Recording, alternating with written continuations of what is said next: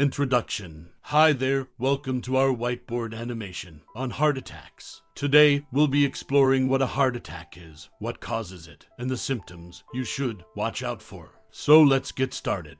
What is a heart attack?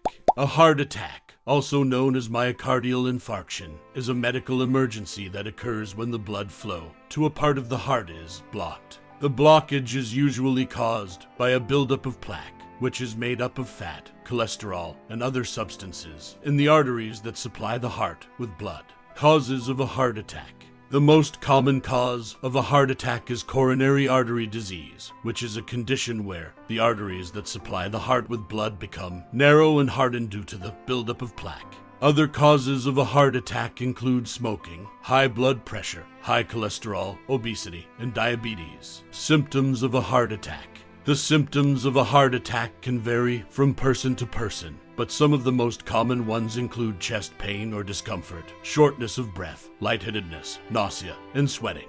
It's important to note that not everyone who has a heart attack experiences chest pain, especially women who may experience more subtle symptoms. What to do if you think you're having a heart attack?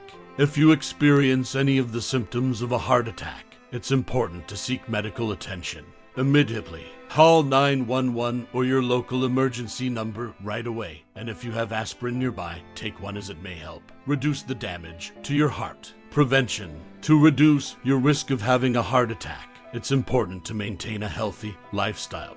This includes eating a balanced diet, exercising regularly, quitting smoking, managing stress, and getting enough sleep. If you have any medical conditions, such as high blood pressure or high cholesterol, make sure to follow your doctor's recommendations for managing them. Conclusion. In conclusion, a heart attack is a serious medical emergency that requires immediate attention.